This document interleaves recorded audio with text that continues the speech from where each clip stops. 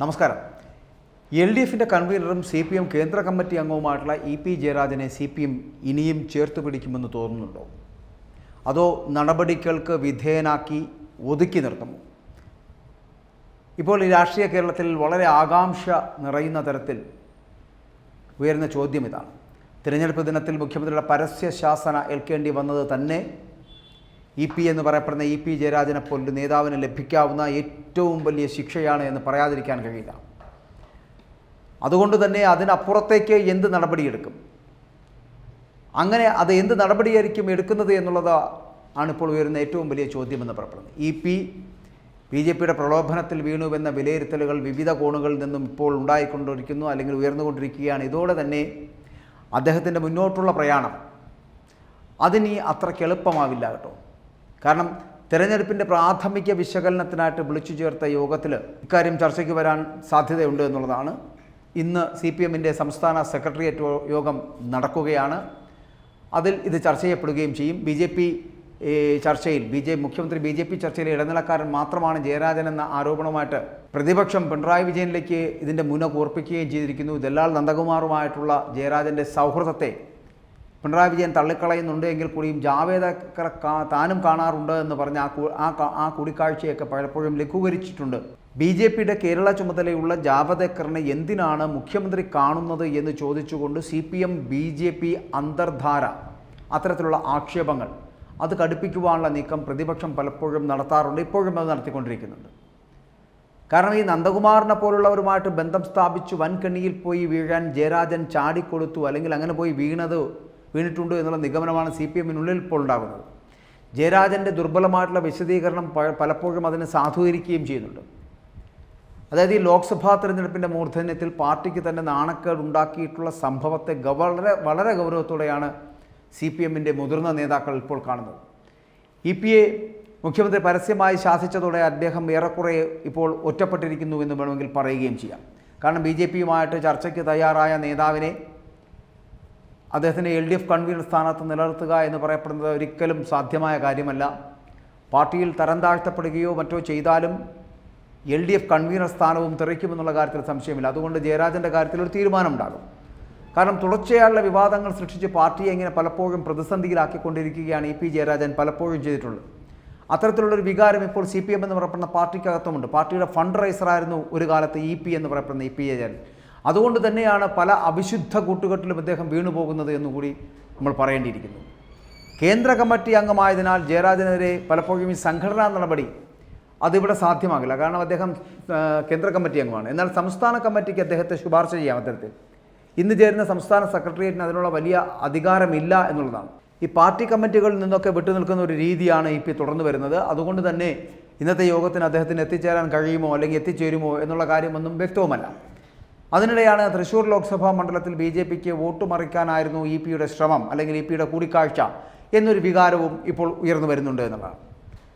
അതായത് ഈ പാർട്ടിയിൽ ഇങ്ങനെ വിഭാഗീയത കത്തി നിൽക്കുന്ന കാലത്ത് തൃശ്ശൂർ ജില്ലാ കമ്മിറ്റിയുടെ അഡ്ഹോക്ക് സെക്രട്ടറി ആയിരുന്നു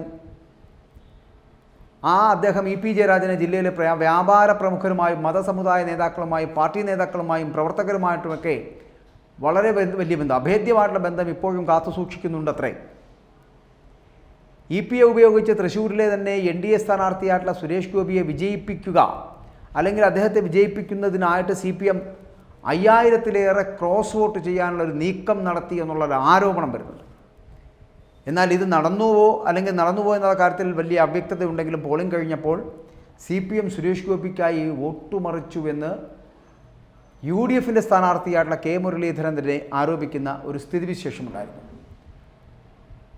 അതേസമയം പോളിംഗ് ദിവസം BJPയുടെ കേരള പ്രഭാരി പ്രകാശ് ജാവദേക്കർ താൻ കണ്ടിരുന്നുവെന്ന EPയുടെ വെളിപ്പെടുത്തൽ CPM കേന്ദ്ര നേതൃത്വത്തിന് കടുത്ത അതൃപ്തി ഇപ്പോൾ ഉണ്ടാകുന്നുണ്ട്. ജാവദേക്കറെ കണ്ടത് ജയരാജൻ മൂടി വെച്ചത് അതീവ ഗൗരവത്തോടെ CPM ചർച്ച ചെയ്യുന്നുണ്ട്.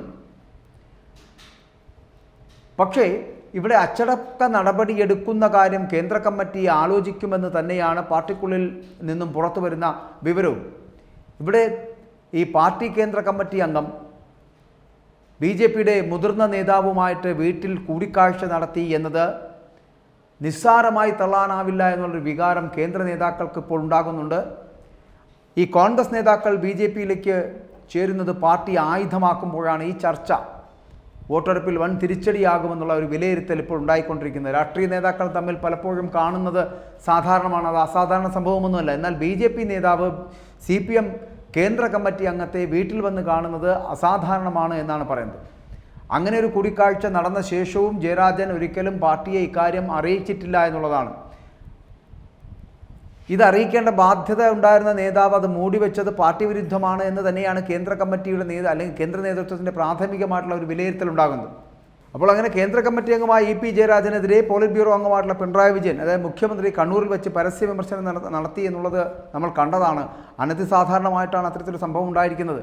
ഇതിനെ വേണമെങ്കിൽ നമുക്ക് പരസ്യശാസനയുടെ സ്വഭാവമുണ്ട് എന്ന് പാർട്ടി പ്രവർത്തകർ അടക്കം കരുതുന്നുമുണ്ട്. എന്തായാലും ഈ തെരഞ്ഞെടുപ്പ് ദിനത്തിലെ മുഖ്യമന്ത്രിയുടെ പരസ്യശാസനയോടുകൂടി പാർട്ടിയിൽ EP എന്ന് പറയപ്പെടുന്ന ഒറ്റപ്പെട്ട നിലയിലായിരുന്നുള്ള കാര്യത്തിൽ സംശയമില്ല. പക്ഷെ പാർട്ടിയിൽ ഒറ്റപ്പെട്ടു എന്ന് പറയപ്പെടുമ്പോഴും തൃശ്ശൂർ അടക്കമുള്ള കാര്യങ്ങളിൽ ഈ നേതാവ് സ്വീകരിച്ചിട്ടുള്ള നിലപാടുകൾ അത്തരത്തിലുണ്ടായിട്ടുണ്ടോ? BJPയുടെ നേതാവായിട്ടുള്ള പ്രകാശ് ജാവദേക്കറും EP ജയരാജനും തമ്മിൽ അത്തരത്തിലൊരു സ്ഥിതിവിശേഷം ഉണ്ടായിട്ടുണ്ടോ? അത്തരത്തിലൊരു സന്ധി സംഭാഷണം നടത്തിയിട്ടുണ്ടോ? തൃശ്ശൂരിൽ സുരേഷ് ഗോപിയെ ജയിപ്പിക്കുന്നതിന് വേണ്ടിയിട്ടുള്ള ഏതെങ്കിലും തരത്തിലുള്ളൊരു അന്തർധാര സജീവമാക്കുന്നതിൻ്റെ ലക്ഷണങ്ങൾ ഉണ്ടായിട്ടുണ്ടോ? അത്തരത്തിൽ CPMുമായി ഒരു ചർച്ച നടത്തിയിട്ടുണ്ടോ? 5000-ലധികം വരുന്ന ക്രോസ് വോട്ടുകൾ ചെയ്യുവാനുള്ള സാധ്യത അവിടെ ഉണ്ടാക്കിയെടുത്തിട്ടുണ്ടോ എന്നതടക്കമുള്ള കാര്യങ്ങളാണ് ചർച്ച ചെയ്യപ്പെടുന്നത്. CPMനകത്ത് നിന്ന്, അതായത് CPയുടെ സീറ്റാണ് തൃശ്ശൂരുള്ളത്, ആ CPയുടെ സ്ഥാനാർത്ഥിയെ വേണമെങ്കിൽ വിജയിപ്പിക്കാതിരിക്കാം. ആ വിജയിപ്പിക്കാതിരിക്കൽ എന്ന് പറയപ്പെടുന്ന സുരേഷ് ഗോപിയെ വിജയിപ്പിക്കുന്നതിനുള്ള ഒരു യാത്രയാണ്. അങ്ങനെ 5000-ലധികം വരുന്ന ക്രോസ് വോട്ടുകൾ ചെയ്യാൻ കഴിഞ്ഞു കഴിഞ്ഞാൽ സുരേഷ് ഗോപിക്ക് വിജയിക്കുവാനുള്ള സാധ്യത അവിടെയുണ്ട്. അങ്ങനെ സുരേഷ് ഗോപിയെ വിജയിപ്പിച്ചെടുക്കുന്നത് എന്തിനാണ് അങ്ങനെ BJPയും CPMും തമ്മിൽ ഒരു അവിശുദ്ധ ബന്ധമുണ്ടാകുന്നത്? അങ്ങനത്തെ അവിശുദ്ധ ബന്ധമുണ്ടാക്കിയെടുത്ത് EP ജയരാജൻ അതിന് കൂട്ടുനിൽക്കുന്നത് എന്തിനു വേണ്ടിയിട്ടാണ്? അങ്ങനെ കൂട്ടുനിൽക്കുന്നുണ്ട് എങ്കിൽ അതിന് പിന്നിൽ ആരും, അതായത് മുഖ്യമന്ത്രി അടക്കമുള്ള പോളിറ്റ് ബ്യൂറോ അംഗങ്ങൾ അറിയാതെ EP ജയരാജൻ ഇതിനു വേണ്ടി ശ്രമിക്കുമോ? EP ജയരാജൻ ഒരാൾ മാത്രം വിചാരിച്ചാൽ തൃശ്ശൂരിൽ CPMൻ്റെ വോട്ടുകൾ ഇങ്ങനെ ക്രോസ് വോട്ട് ചെയ്യാൻ കഴിയുന്ന തരത്തിലേക്കാകുമോ? ഇങ്ങനെയൊക്കെ പൊതുസമൂഹം ചിന്തിക്കുന്നുണ്ട്. ഇതിനൊക്കെ ഉത്തരം പറയേണ്ട ബാധ്യത ഇവിടുത്തെ LDFനും CPMനുണ്ട്. കാരണം തൃശ്ശൂരിലെ CPI സ്ഥാനാർത്ഥിയെ ഏതെങ്കിലും തരത്തിൽ കാലുവാരാനുള്ള ഇട ഉണ്ടാക്കിയിട്ടുണ്ട് എങ്കിൽ അതിൻ്റെ പ്രതിഫലനം ഉണ്ടാകുന്നത് CPI മത്സരിച്ച എല്ലായിടങ്ങളിലും ഉണ്ടാകും. അങ്ങനെയാണെങ്കിൽ തൃശ്ശൂരിൽ സംഭവിച്ചത് തന്നെ തിരുവനന്തപുരത്തും സംഭവിച്ചേക്കാം. തിരുവനന്തപുരത്ത് സംഭവിക്കുന്നത് അത്തരത്തിലാണെങ്കിൽ ഇവിടെ രാജീവ് ചന്ദ്രശേഖർ തിരുവനന്തപുരത്ത് ജയിക്കാം.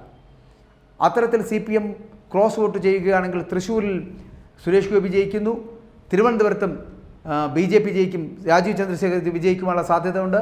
അങ്ങനെ ക്രോസ് വോട്ടുകൾ നടന്നിട്ടുണ്ടോ?